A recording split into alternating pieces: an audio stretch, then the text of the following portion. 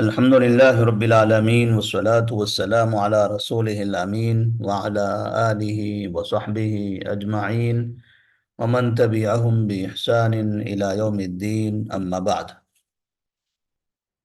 فأعوذ بالله من الشيطان الرجيم. بسم الله الرحمن الرحيم.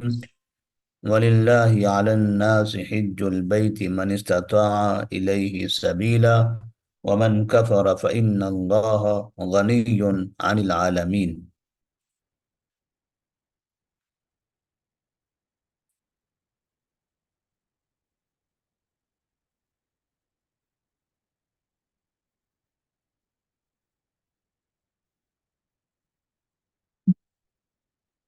حج کے مسائل کا تذکرہ چل رہا تھا، تو اس میں حج کی تین قسمیں بیان کی گئی تھی: حج افراد، حج قران اور حج تمتع۔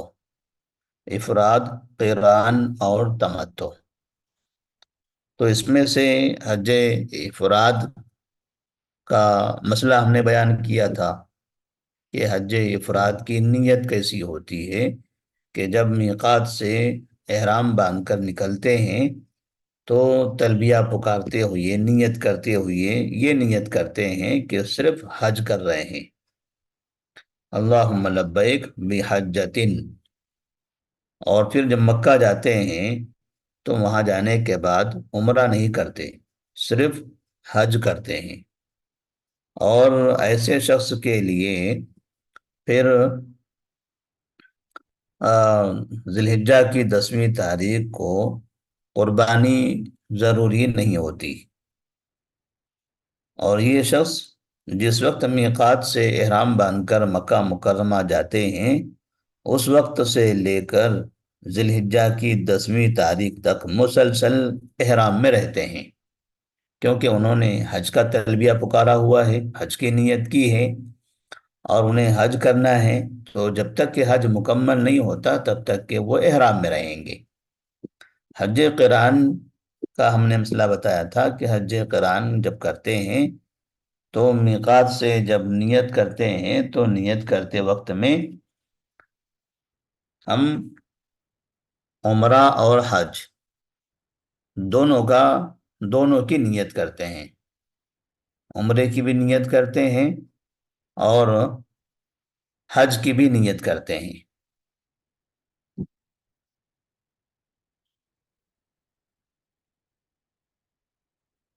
جب مکہ مکرمہ پہنچتے ہیں تو وہاں پہنچنے کے بعد ہم پہلے عمرہ کر لیتے ہیں، اور عمرے کے بعد اسی احرام میں باقی رہتے ہیں، احرام کھولتے نہیں ہیں۔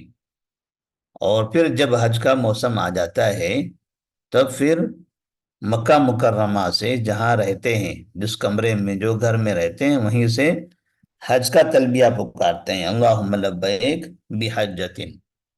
پہلے میقات سے حج حج قران میں حج قران میں میقات سے جو انہوں نے تلبیہ پکارا تھا تو وہ تلبیہ تھا اللہم لبیک بعمرتن وحجتن، دونوں کا تلبیہ پکاریں گے، قران ملانا۔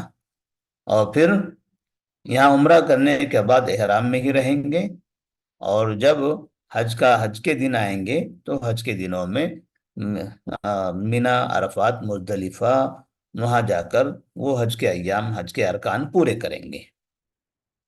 تیسری جو قسم تھی حج تمتع کی، حج تمتع میں یہ ہوتا ہے کہ میقات سے گزرتے ہوئے صرف عمرے کی نیت کرتے ہیں اور مکہ مکرمہ جا کر عمرہ کر لیتے ہیں، عمرہ کرنے کے بعد احرام اتار لیتے ہیں۔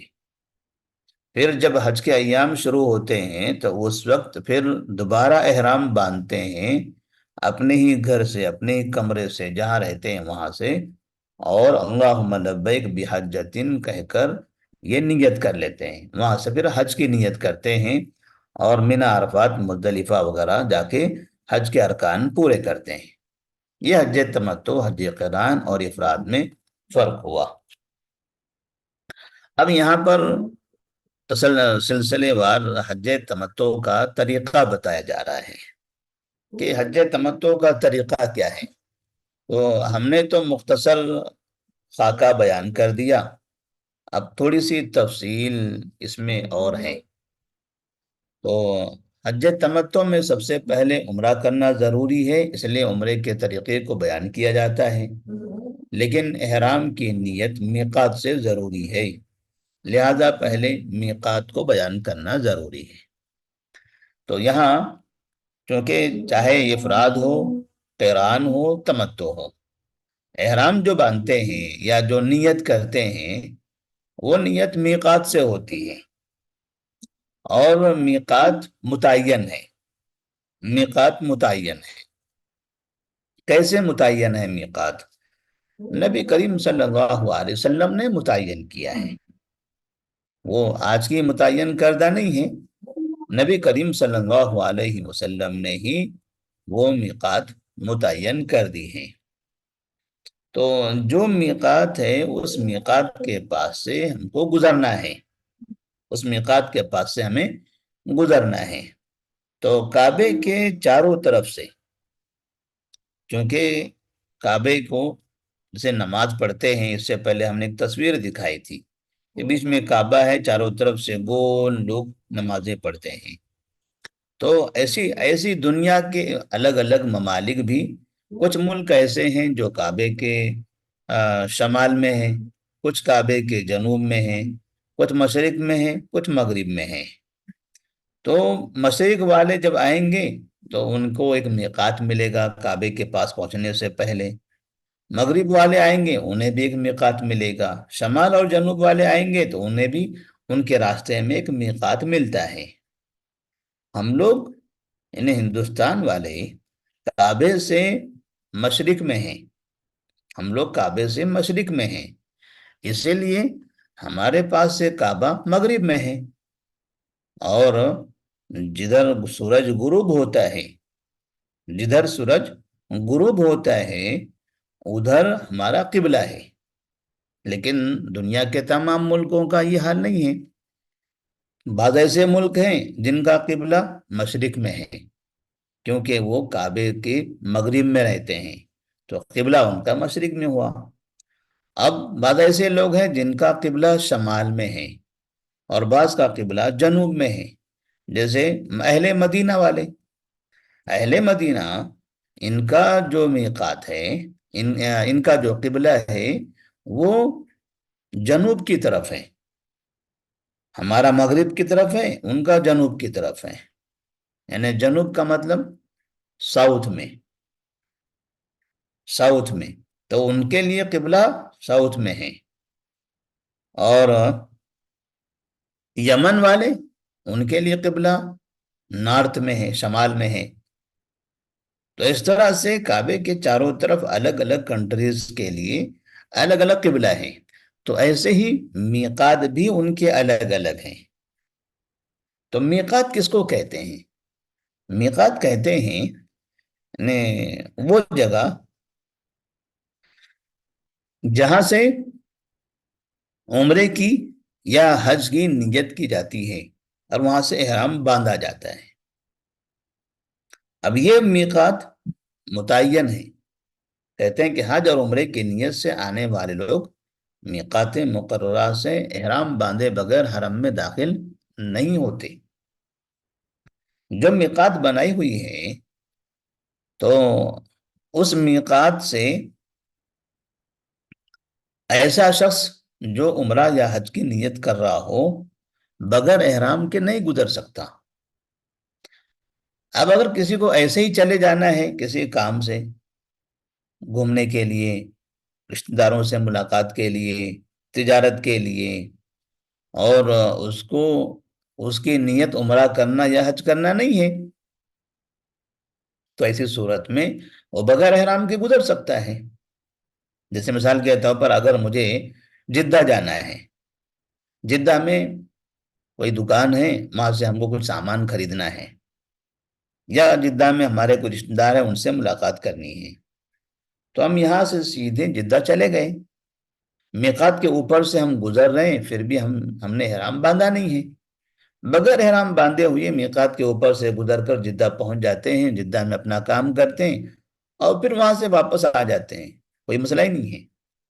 اگر ہم کو مدینہ جانا ہے، مدینہ وہاں ہمارے کوئی رشتہ دار ہیں، ان سے ملنا ہے، تو وہاں جاتے ہوئے بھی ہم میقات کے اوپر سے گزرتے ہیں، ہمارا مقصد صرف وہاں جا کر ہمارے رشتہ دار سے ملاقات کرنا، واپس آ جانا ہے، تو ایسی صورت میں وہاں بھی ہم بغیر احرام کے جا سکتے ہیں۔ اگر کسی شخص کو مکہ میں جانا ہے، مکہ میں کوئی کام ہے، کوئی کمپنی سے کچھ کام ہے، کسی دکان سے کام ہے، کوئی رشتہ دار ہے، کوئی دوست ہے، ان سے ملنے کے لیے جانا ہے مکہ شہر کے اندر، تب بھی اس کو وہاں جانے کے لیے احرام کی ضرورت نہیں ہے۔ احرام کی ضرورت کب ہے؟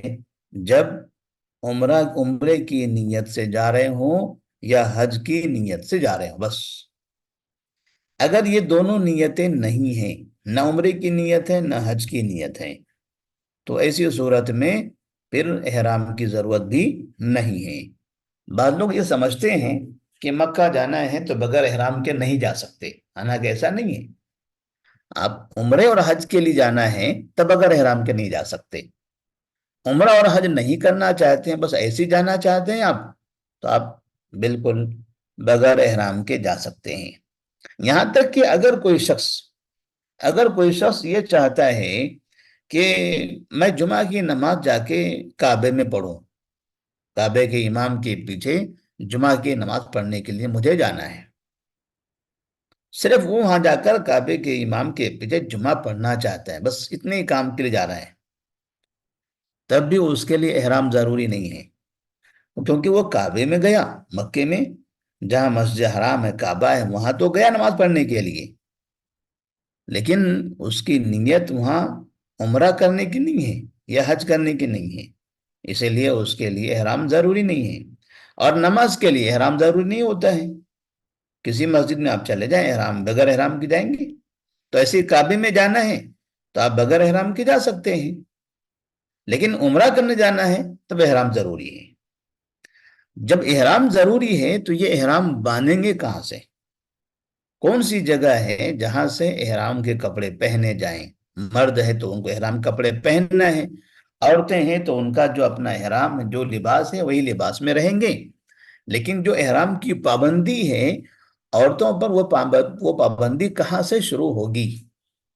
جیسے مثال کے طور پر اگر کوئی عورت جیسے حیدرآباد سے عمرہ کرنے کے لیے جانا چاہتی ہیں، تب وہ گھر سے نکلے، جس طرح سے وہ اپنے عام کپڑے ہوتے ہیں، برقع ہوتا ہے، اسے پہن کر جا رہے ہیں، چلے گئے ایسے ہی ایئرپورٹ پہ چلے گئے، ہوائی جہاز کے اندر بیٹھ گئے، تو اب یہاں پر وہ بیٹھے بیٹھے خوشبو لگانا چاہ رہے ہیں، لگا سکتے ہیں، وہاں بیٹھے بیٹھے وہ ناخن کاٹنا چاہ رہے ہیں، کاٹ سکتے ہیں، کوئی مسئلہ نہیں ہے، کیونکہ میقات نہیں آیا اور یہاں انہوں نے ابھی احرام کی نیت بھی نہیں کی ہے۔ جب میقات نزدیک آ جائے گا اور وہاں وہ عمرے کی نیت کر لیں گے، اللہم لبیک عمرتن، تو ایسا کہنے کے بعد، یہ نیت کرنے کے بعد، زبان سے نیت ہوتی ہے حج میں، عبادتوں میں کسی بھی عبادت میں زبانی نیت نہیں ہوتی، نہ نماز میں، نہ روزے میں، نہ کسی اور میں، صرف حج ایک ایسا رکن ہے اسلام کا، ایسی عبادت ہے جس کی نیت زبان سے ہوتی ہے۔ تو جب وہ کہتے ہیں اللہم لبیک عمرتن، تو اب یہاں سے اس کے اوپر پابندیاں شروع ہو گئی۔ اگر اس نے ایسی نیت حیدرآباد کے ایئرپورٹ پہ ہی کر لی، تب یہیں سے پابندیاں شروع ہو گئی۔ اگر اس نے آگے جا کے ہوائی جہاز میں جب اعلان ہوتا ہے کہ میقات کے پاس سے ہم گزر رہے ہیں، تو جس کو عمرے کی یا حج کی نیت کرنی ہے کر لو، تو جب وہاں نیت کریں گے تب وہاں سے اس کی پابندی شروع ہو جائے گی۔ تو اس طرح سے کہ یہ میقات جو ہیں نبی کریم صلی اللہ علیہ وسلم نے متعین فرمائے کہ کس سمت سے آنے والے مسلمان کون سی میقات سے گزرتے ہوئے احرام بنیں گے اور نیت کر لیں گے۔ ایسا ہو سکتا ہے کہ تھوڑا پہلے سے آپ احرام باندھ لیں، پہلے سے نیت کر لیں، لیکن یہ نہیں ہو سکتا کہ میقات کو بغیر احرام کے پار کریں. جو میقات ہے اس سے ایک قدم آگے بھی بغیر احرام کے نہیں جا سکتے. اگر چلے گئے تو واپس آنا پڑے گا. چلے گئے تو واپس آنا پڑے گا اور میقات پہ آ کے وہاں سے پھر نیت کرنی پڑے گی، احرام باندھنا پڑے گا. چلے گئے اور آگے جا کے پھر وہاں احرام باندھ رہے ہیں تو دم دینا پڑے گا. ایسے شخص پر دم لازم ہوگی، یعنی ایک بکرے کی قربانی اس کو دینی پڑے گی. اس لیے میقات کو بغیر احرام کے اور بغیر نیت کے پار نہیں کرتے. اگر میقات سے پہلے کوئی احرام باندھ لینا چاہتا ہے، نیت کر لینا چاہتا ہے تو کر سکتا ہے. جیسے مثال کے طور پر میں نے کہا کہ ایک آدمی حیدرآباد سے یا ایک عورت حیدرآباد سے عمرہ کرنے جانا چاہتی ہے اور اس نے یہیں پر ایئرپورٹ پہ ہی احرام کی نیت کر لی، اللہم لبیک عمرتن، یہیں سے اس نے نیت کر لیا. حالانکہ میقات یہاں پر نہیں ہے، میقات تو بہت آگے ہے. ابھی ہوائی جہاز میں بیٹھنا ہے، پھر ہوائی جہاز چلے گی تقریباً قریب قریب 2.5 3 گھنٹے جب یہ جہاز اڑے گا تو اس کے بعد وہ میقات آنے والا ہے. اور وہ میقات کے اوپر سے ہم گزرنے والے ہیں. میقات زمین پر رہے گا، ہم آسمان میں رہیں گے. وہ میقات کے اوپر سے ہم گزر جائیں گے تو وہ تو 2.5 3 گھنٹے کے بعد آنے والا ہے. اور انہوں نے یہیں سے ہی اللہم لبیک عمرتن کہہ کر نیت باندھ لی. تو ایسی صورت میں ان کی نیت درست ہو گئی. نیت درست ہو گئی. اب یہاں سے پابندی شروع ہو گئی. لیکن اگر یہ یہاں نہیں باندھتے ہیں، ان کا جہاز یہاں سے گزر رہا ہے، سیدھا جدہ جاتا ہے اور جدہ میں وہ اترتے ہیں اور وہاں جانے کے بعد کہتے ہیں اللہم لبیک عمرتن، تب ایسی صورت میں مطلب یہ ہوا کہ میقات سے بغیر نیت کے یہ گزر گئے. اب وہاں انہوں نے جب نیت کی ہے تو دو شکلیں ہوگی. یا تو انہیں واپس میقات پہ آنا پڑے گا اور آ کے وہاں احرام باندھ کے نیت کر کے پھر اندر جانا پڑے گا، یا پھر اب واپس نہیں آ سکتے ہیں تو جدہ سے مکہ جانا ہے تو اب یہاں سے نیت کر لیں، آگے چلے جائیں اور ایک دم دے دیں، یعنی ایک بکرے کی قربانی دینی پڑے گی. اس لیے میقات سے مطلب یہ ہوا کہ میقات سے پہلے تک آپ نیت تو کر سکتے ہیں، احرام باندھ سکتے ہیں، لیکن بغیر نیت اور بغیر احرام کے میقات کو پار نہیں کر سکتے. تو اب یہ کون کون سے میقات ہیں؟ نمبر 1 ہے ذوالحلیفہ. ذوالحلیفہ یہ مدینے کا میقات ہے. مدینے کی طرف سے آنے والے تمام لوگ یا تو مدینہ والے ہیں یا مدینہ جس سمت میں ہیں، کعبے سے مدینہ شمال میں ہے، نارتھ میں ہے، کعبے سے مدینہ نارتھ میں ہے، لہذا مدینہ ہے.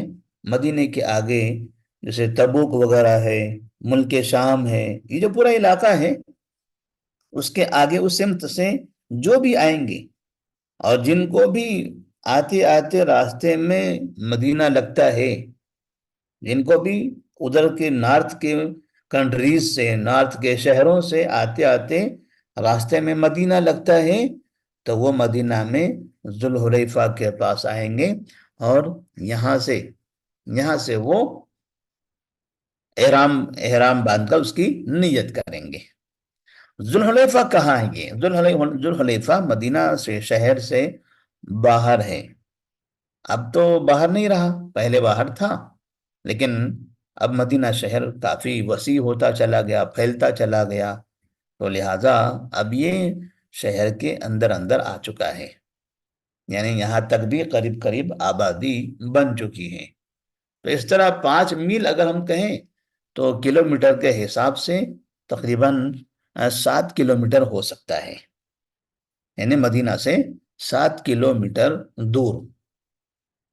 جب مدینہ شہر سے مکہ کی طرف جاتے ہیں تو مدینہ سے نکلنے کے بعد 7 کلومیٹر مکہ کے راستے میں اب گزرتے ہیں کہ وہاں پر ایک جگہ آتی ہے جس جگہ کا نام ہے ذوالحلیفہ. یہ ذوالحلیفہ مدینہ کا میقات ہے.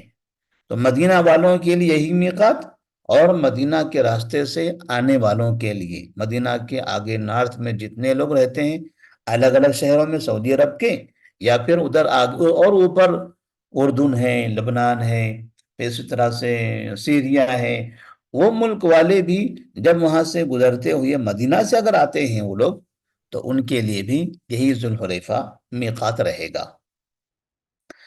اب یہ مکہ مکرمہ سے تقریباً 450 میل کے فاصلے پر ہے۔ 450 میل تھوڑا سا زیادہ ہو گیا یہ، تقریباً 450 کلومیٹر ہے اصل میں، 450 میل نہیں ہے، کیونکہ 450 میل اگر ہم کہیں تو پھر اس کو ہم کلومیٹر میں تبدیل کریں گے تو تقریباً یہ 600 کلومیٹر تک پہنچ جائے گا۔ تو مدینہ اور مکہ کے بیچ میں 600 کلومیٹر کا فاصلہ نہیں ہے، 450 کلومیٹر کا فاصلہ ہے، 450 کلومیٹر ہے، تو یہ میل کے بجائے کلومیٹر ہے۔ تو اب یہ ذوالحلیفہ کہاں ہے؟ مدینہ سے 7 کلومیٹر دور مکہ کے راستے میں، اور وہاں سے مکہ کتنا ہے؟ وہاں سے مکہ 450 کلومیٹر ہے۔ تو ٹوٹل ایسے دیکھا جائے مدینہ سے مکہ 450 ہوتا ہے، تھوڑا بہت 1-2 کلومیٹر کم زیادہ اس طرح سے ہے۔ اب یہ جگہ ابیار علی کے نام سے مشہور ہے، وہ جو جگہ ہے ذوالحلیفہ ابیار علی کے نام سے معروف ہے۔ ابیار بیر سے ہے، بیر مانے کنواں، ابیار علی، ابیار اسی کی جمع ہے، علی کے کنویں، تو اس نام سے وہ جگہ مشہور ہے، لوگ ابیار علی سے اس کو جانتے ہیں، لیکن ذوالحلیفہ بھی اس کا نام ہے، اصل نام تو اس کا ذوالحلیفہ ہے، اور وہ نام بھی مستعمل ہے، ذوالحلیفہ یہ نام بھی مستعمل ہے، اور حدیث میں بھی ذوالحلیفہ ہی ہے، لہذا کتابوں میں ذوالحلیفہ ہی لکھا جاتا ہے۔ عام بول چال میں لوگ اس کو ابیار علی بھی کہتے ہیں، لیکن اصل نام اس کا ذوالحلیفہ ہے۔ اسے وادی عقیق بھی کہتے ہیں۔ وادی عقیق ایک ندی ہے، ایک ندی ہے، اس کا نام عقیق ہے، وادی کا مطلب ندی، تو ایک ندی گزر رہی ہے ذوالحلیفہ کے پاس سے، وہ ندی عام طور پر سوکھی رہتی ہے، لیکن آج کل چونکہ بارش بہت زیادہ ہو رہی وہاں پر، تو اس صورت میں اس ندی کے اندر پانی آ جاتا ہے۔ تو ذوالحلیفہ میں جس جگہ پر نبی کریم صلی اللہ علیہ وسلم نے احرام باندھا تھا، تلبیہ پکارا تھا، اس جگہ پر ایک مسجد تعمیر کی گئی ہے، اور وہ مسجد ذوالحلیفہ ہے، اس مسجد کا نام مسجد ذوالحلیفہ ہے۔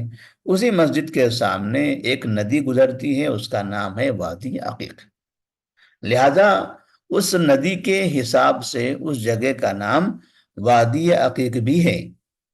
یہ مدینے یا اس راستے سے آنے والے تمام حجاج کرام کا میقات ہے۔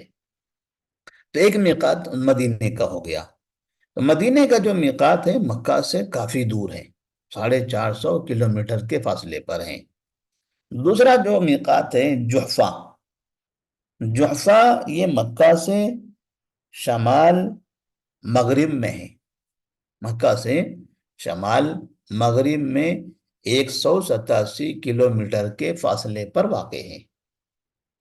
187، اس کا مطلب یہ ہوا کہ مدینے کی میقات سے تھوڑا سا یہ نزدیک ہے، مدینے کا میقات 450 کلومیٹر دور ہے مکہ سے، اور یہ مکہ سے 187 187 کلومیٹر کے فاصلے پر ہیں۔ اب یہ جحفہ کہاں ہے؟ یہ شمال مغرب میں، مکہ سے شمال مغرب میں ہے۔ تو یہ کن لوگوں کا میقات ہے؟ یہ شام، مصر اور اس طرف سے آنے والے حجاج کرام کا میقات ہے۔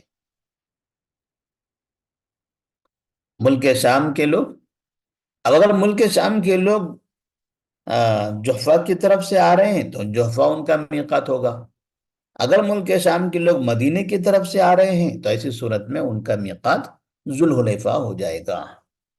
چونکہ اب جحفہ ایک ویران جگہ بن گئی ہے، اس لیے عموماً لوگ رابغ سے احرام باندھ لیتے ہیں۔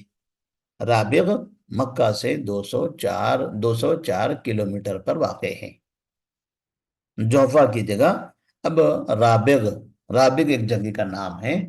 تو وہ 204 کلومیٹر ہے، یعنی جو جوفا کی جگہ ہے اس سے چند کلومیٹر کے فاصلے پر ہے یہ رابغ۔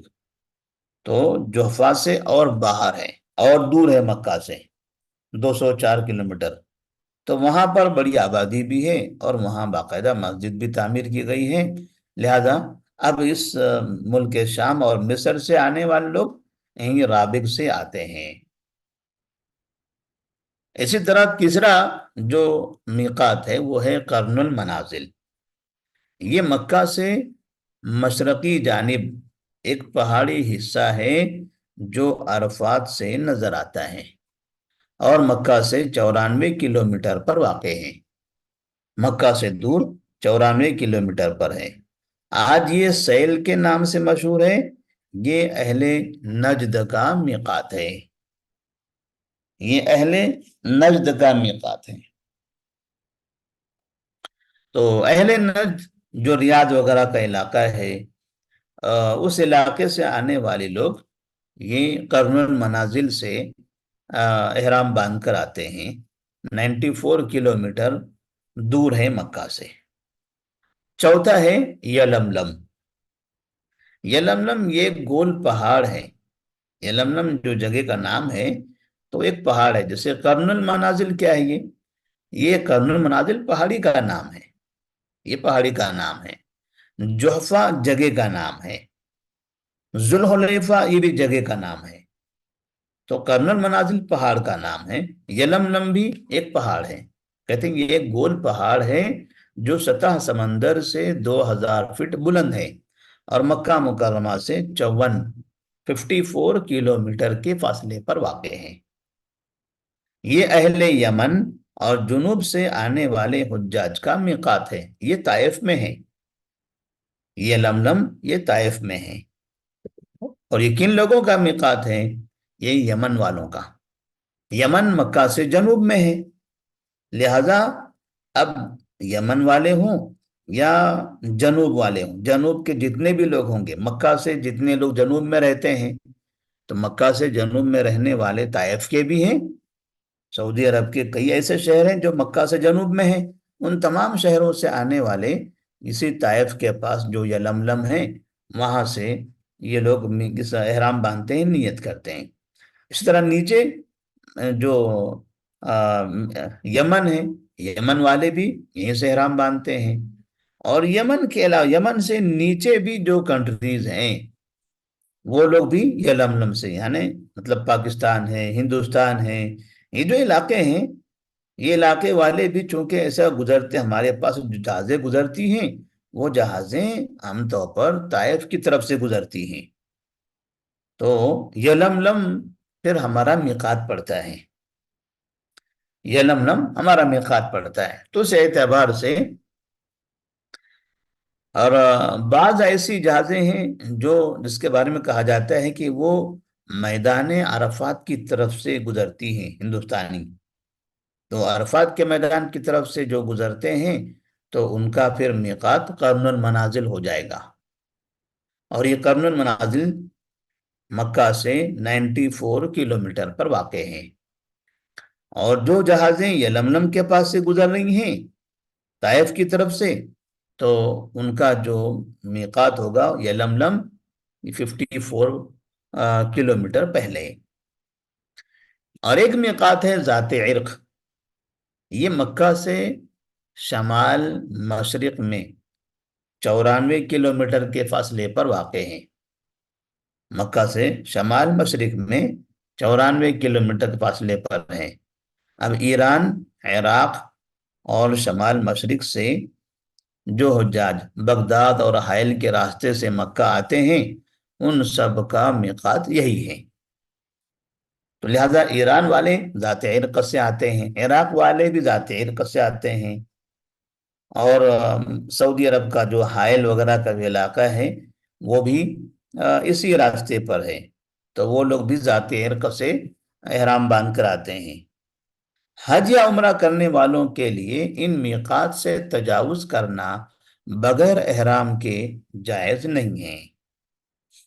تو اس طرح سے آپ نے یہ تھوڑی سی تفصیل دیکھی ہم چاہتے ہیں کہ اس کی ایک تصویر آپ کو دکھائیں کہ میقات کیسے بنے ہوئے ہیں، کیسے اس کا اندازہ لگا سکتے ہیں۔ تو ہم گوگل سے اس کی تصویر نکالتے ہیں ابھی، تاکہ آپ لوگوں کو سمجھنے میں آسانی ہو۔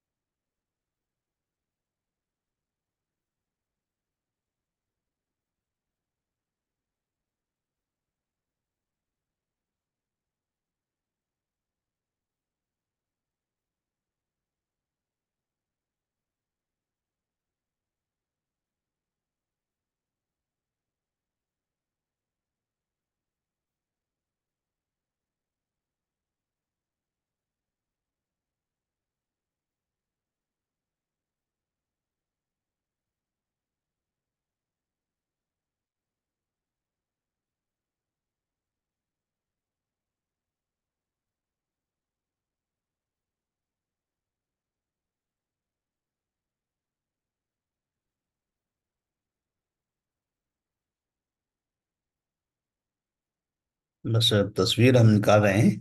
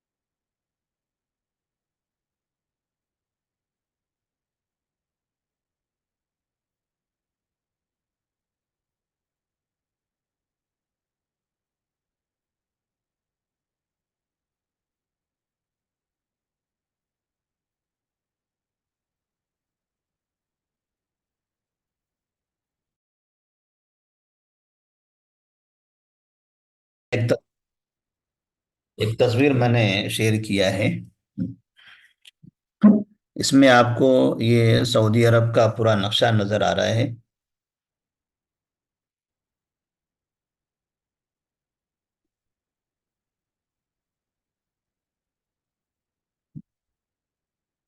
یہ سعودی عرب ہے۔ یہ جو درمیان میں یہ جو پٹی نظر آ رہی ہے، یہ مکمل سعودی عرب کا نقشہ ہے۔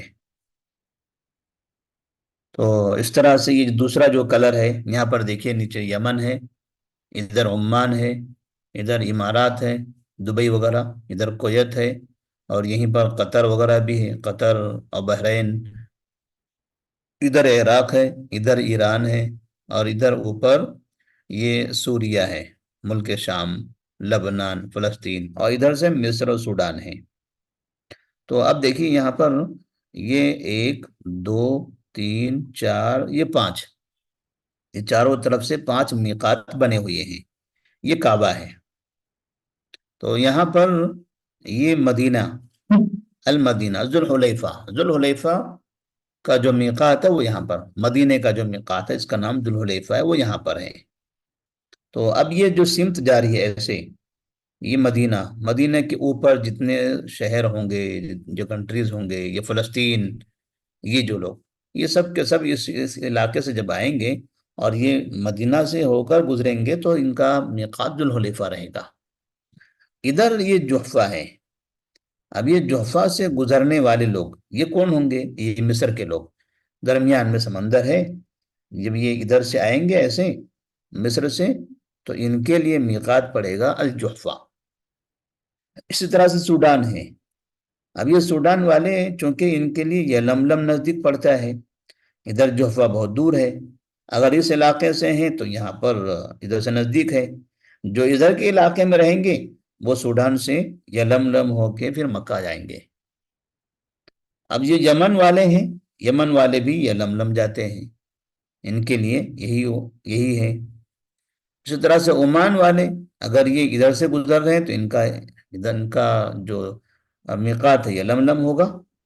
امارات ہے، کویت ہے، ریاض وغیرہ ہے، قطر ہے، اسی طرح سے بحرین ہے، یہ جتنے عرب کنٹریز ہیں، خلیجی ممالک ہیں، ان سب کا جو میقات ہے وہ ہے السیل۔ السیل السیل جو یہاں پر کتاب میں جس کے بارے میں بتایا گیا تھا کہ یہ سیل کے نام سے معروف ہے، اور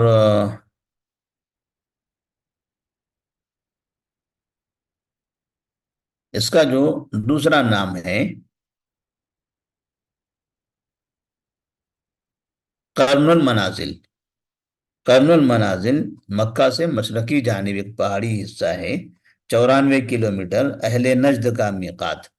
تو یہ ابھی اس کو کہتے ہیں اہل نجد کا میقات، یہ قرن المنازل ہے۔ تو قرن المنازل یہاں ہے اور یلملم یہاں ہے، تو یہ اہل نجد کا ہے۔ تو اس علاقے کے جتنے لوگ ہیں یہ سب نجد والے ہیں، نجد کا علاقہ ہے یہ۔ تو ادھر سے آنے والے قرن المنازل سے آتے ہیں، اور یہ ذات عرق ہے۔ ذات عرق، یہ تیر کا نشان دیکھیے سیدھے ایسے جا رہا ہے یہ عراق کی طرف، لہذا یہ عراق ہے، یہ پورا جو علاقہ ہے۔ حتیٰ کہ ایران والے بھی جو آتے ہیں تو وہ اس علاقے سے آتے ہیں۔ اگر وہ سیدھے ایسے بھی آ جائیں تو ذات عرق سے پہنچیں گے، اگر وہ ادھر سے آنا چاہیں ریاض کی طرف سے تو ریاض سے جانے والے قرن المنازل کے پاس سے گزرتے ہیں۔ تو اس طرح چاروں طرف سے یہ میقات ہیں۔ یہاں پر یلملم کے لیے یہ میقات، یہاں دیکھیے یمن لکھا ہے، یہاں صومال لکھا ہوا ہے۔ اب ہندوستان کہاں ہے؟ ہندوستان ادھر نیچے ہے، اس سائڈ میں ہندوستان ادھر ہے۔ ہندوستان، پاکستان، یہ جو علاقے ہیں وہ اس سمت میں ہیں۔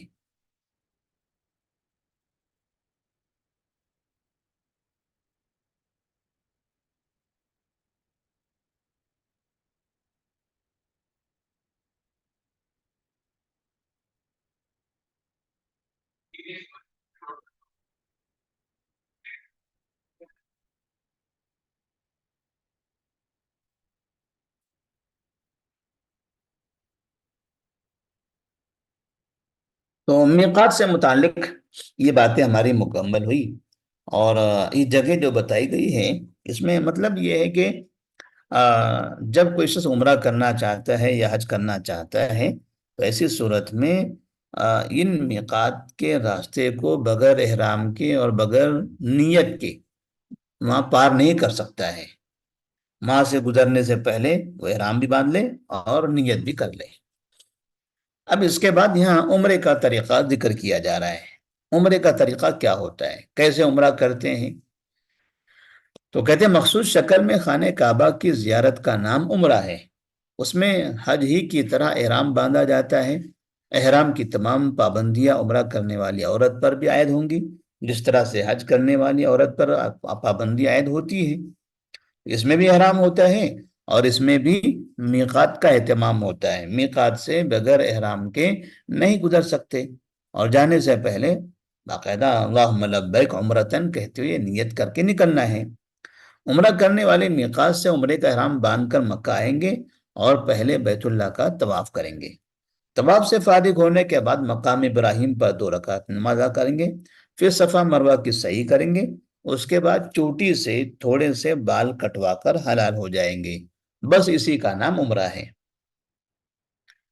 تو ایک مختصر سا سادہ سا طریقہ ہے عمرے کا، کہ جب ہم اپنے ملک سے جاتے ہیں تو میقات سے پہلے احرام باندھنا ہے اور تلبیہ پکارنا ہے۔ تلبیہ کیا ہے؟ وہ اللہم لبیک عمرتن، یہ تلبیہ، یہ نیت ہے اس کی۔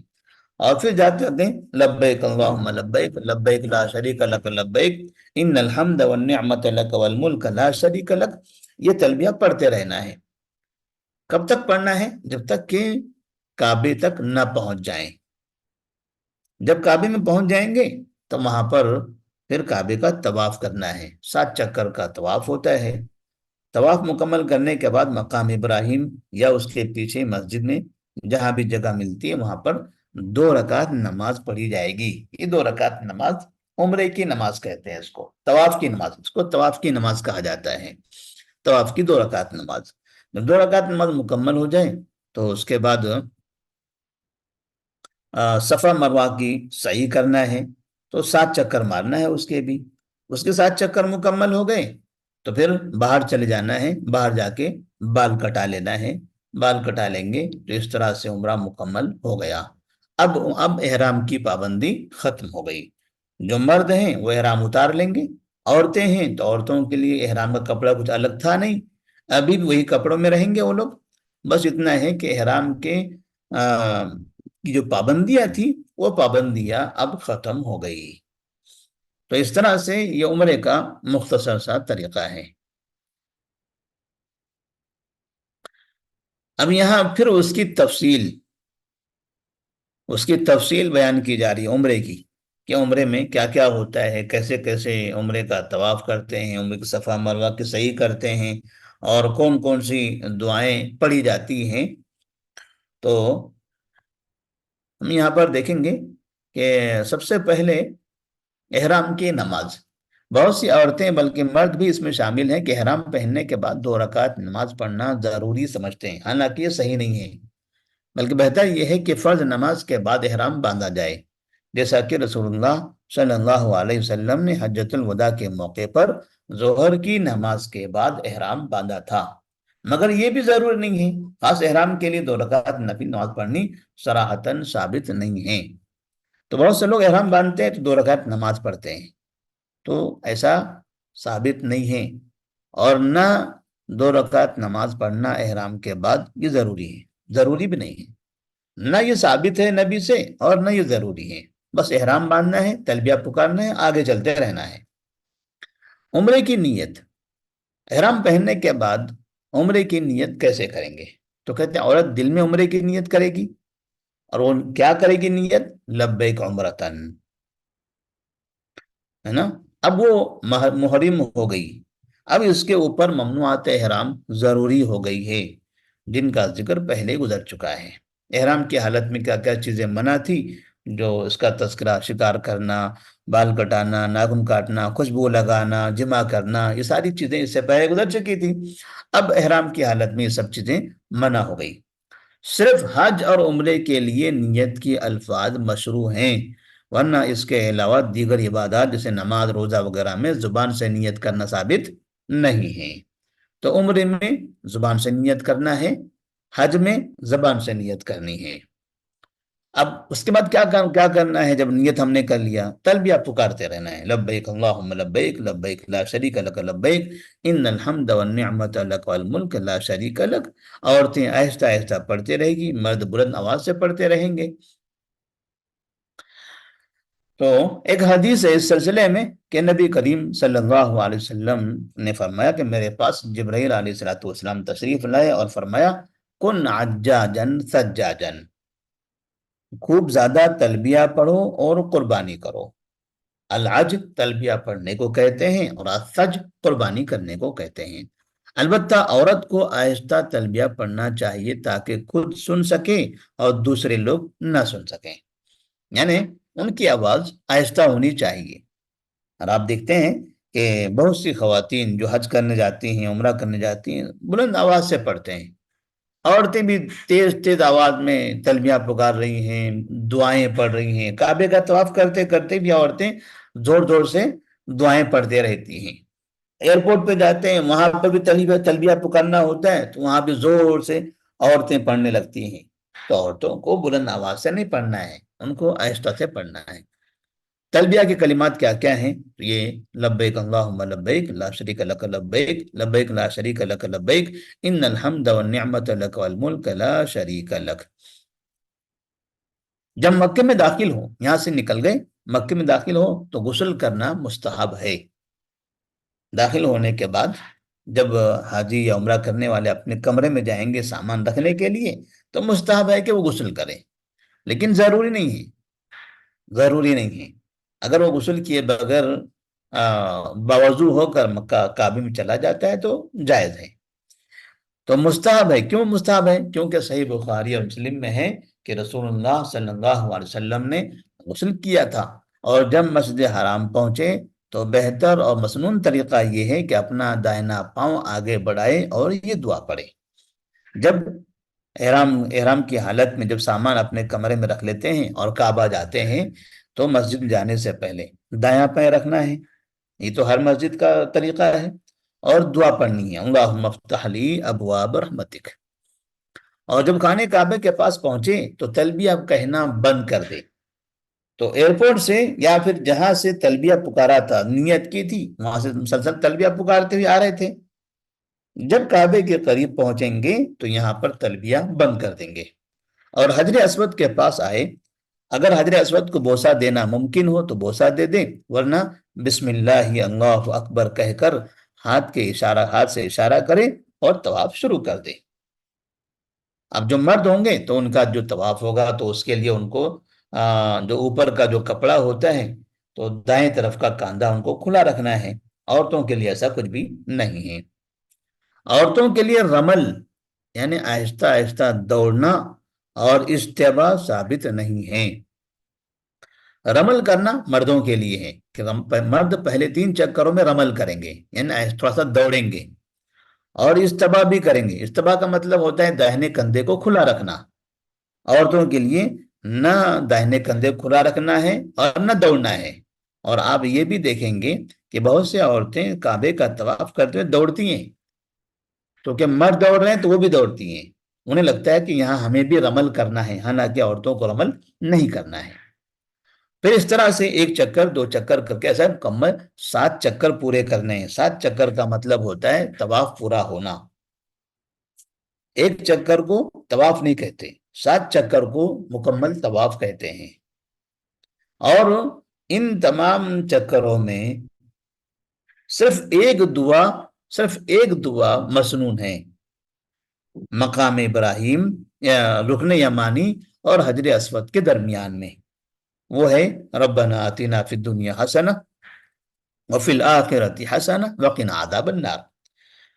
جب رکن یمانی کے پاس پہنچیں گے تو حجر اسود کے پاس پہنچنے سے پہلے کیونکہ رکن یمانی اور حجر اسود دونوں بازو میں مکہ کے جو کعبہ ہے، کعبہ کا ایک کونا رکن یمانی ہے تو اس کے بازو والا کونا حجر اسود ہے، تو وہاں پر اس طرح سے یہ دعا پڑھیں گے۔ اس کے علاوہ کوئی اور دعا ثابت نہیں ہے۔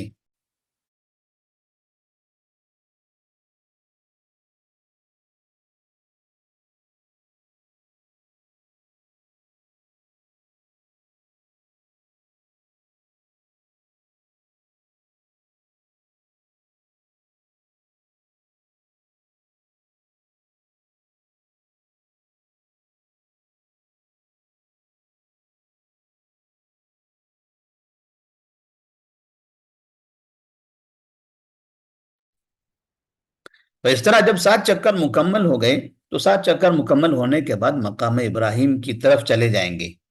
مقام ابراہیم کے پاس نماز نہیں پڑھیں گے، کیونکہ مقام ابراہیم کے پاس لوگوں کی بھیڑ ہوتی ہے، لوگ گول طواف کرتے رہتے ہیں، تو اس جگہ نماز نہیں پڑھنا ہے، اندر مسجد میں جا کر پڑھنا ہے۔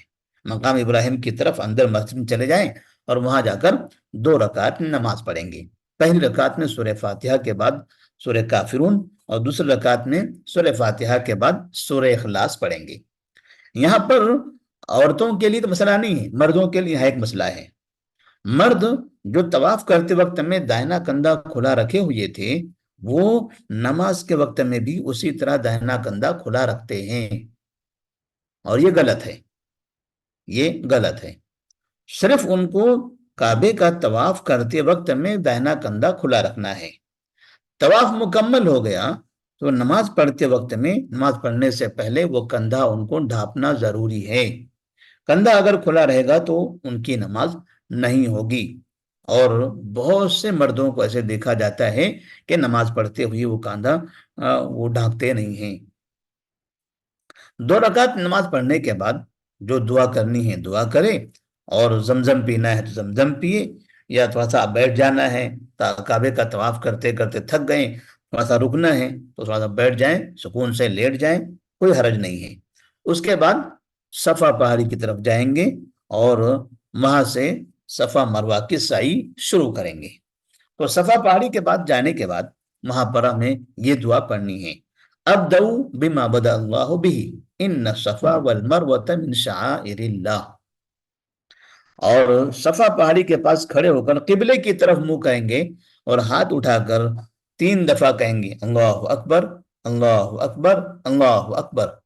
اور پھر یہ دعا پڑھیں گے: لا الہ الا اللہ وحدہ لا شریک لہ، لہ الملک ولہ الحمد وہو علی کل شیء قدیر، لا الہ الا اللہ وحدہ انجز وعدہ ونصر عبدہ وہزم الاحزاب وحدہ۔ یہ دعا پڑھیں گے۔ اس کے بعد ہاتھ اٹھا کر جو بھی دعا کرنا چاہیں کر سکتے ہیں، اپنے لیے، اپنے گھر والوں کے لیے، رشتہ داروں کے لیے، ملک کے لیے، جو دعا کرنا چاہیں کر سکتے ہیں۔ یہ ذکر اور دعائیں 3 مرتبہ پڑھے، یہ جو اوپر دعائیں گزر چکی یہ 3 بار پڑھنا ہے۔ پھر وہاں سے نیچے اتر کر مروہ کی طرف چلنا ہے، اور خواتین کے لیے مروہ کی طرف جائیں گے۔ مروہ کی طرف جاتے ہوئے درمیان میں گرین سگنل نظر آتا ہے، وہ گرین سگنل کے درمیان میں مرد تھوڑا سا دوڑیں گے، لیکن عورتیں وہاں پر نہیں دوڑے گی، عورتیں عام چال چلے گی۔ عورتوں کو دوڑنا منع ہے، صرف مردوں کے لیے دوڑنا سنت ہے۔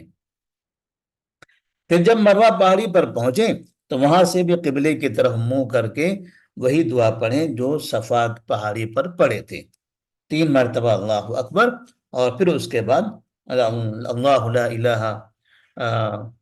لا الہ الا اللہ وحدہ لا شریک لہ، لہ الملک ولہ الحمد وہو علی کل شیء قدیر، لا الہ الا اللہ وحدہ انجز وعدہ ونصر عبدہ وہزم الاحزاب وحدہ۔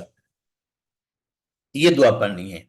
پھر وہاں سے پھر صفا کی طرف آئیں گے، تو صفا سے مروہ گئے 1 چکر ہو گیا، مروہ سے صفا آ گئے 2 چکر ہو گیا۔ تو اس طرح سے 7واں چکر ختم ہوگا مروہ پر، 7واں چکر مروہ پر ختم ہو جائے گا۔ یہاں پر ایک ملاحظہ لکھا ہوا ہے: طواف کے بعد اگر عورت کو حیض آنے لگے یا نفاس کا خون آنے لگے اور وہ صحیح کرنا چاہے تو کر سکتی ہے، کیونکہ صحیح میں طہارت شرط نہیں ہے۔ طہارت شرط ہے طواف کے لیے، جس طرح نماز کے لیے طہارت شرط ہے باوضو ہونا، ایسے ہی کعبے کے طواف کے لیے بھی وضو شرط ہے، لیکن صفا مروہ کی صحیح کے لیے وضو شرط نہیں ہے۔ تو اگر کوئی خاتون یا کوئی شخص کعبے کے طواف کے بعد اس کا وضو ٹوٹ گیا، یا پھر یہ حیض یا نفاس کے ایسے خون شروع ہو گئے، تب ایسی صورت میں تو ان کے لیے صفا مروہ کی صحیح روکنے کی ضرورت نہیں ہے، صفا مروہ کی صحیح وہ مکمل کر لیں گے، کیونکہ صحیح کے لیے پاکی شرط نہیں ہے۔ جب صحیح پوری ہو گئی، ہم نے کہا کہ صفا مروہ صحیح 7 چکر پورے ہوتے ہیں مروہ پر، مروہ پر چکر مکمل کرنے کے بعد باہر جائیں گے، اور باہر جانے کے بعد اپنے کمرے میں جا کر سر کی چوٹی سے انگلی کے پور کے برابر، انگلی کے برابر نہیں، انگلی کے پور کے برابر، انگلی میں 3 حصے ہوتے ہیں، انگلی میں 3 حصے ہوتے ہیں، تو اس کا ایک حصہ انگلی کے پور کے برابر بال کاٹ لیں گے، پورے بالوں کو پکڑ کر، مکمل بال کو پکڑ کر آخر میں ایک پور کے برابر بال کاٹ لیں گے۔ اس طرح سے عورت کا عمرہ مکمل ہو گیا۔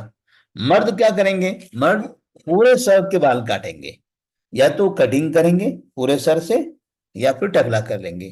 تو اس طرح سے مرد کا بھی عمرہ مکمل ہو گیا۔ مرد اب وہ احرام کے جو کپڑے پہنے تھے وہ اتار لیں گے۔ عورتیں جو ان کا تو کپڑا ایک عام کپڑا تھا، احرام کے کوئی الگ کپڑے نہیں تھے، تو اب یہاں سے عمرہ مکمل ہو گیا، احرام کی پابندی بھی ختم ہو گئی، اب کوئی بھی پابندی ان کے اوپر نہیں رہی۔ تو اس طرح سے یہ احرام کا مختصر طریقہ ہوا۔ اس کے بعد حج کا طریقہ بیان کیا گیا، انشاءاللہ اس کو کل کے درس میں بیان کریں گے۔ السلام علیکم ورحمۃ اللہ وبرکاتہ۔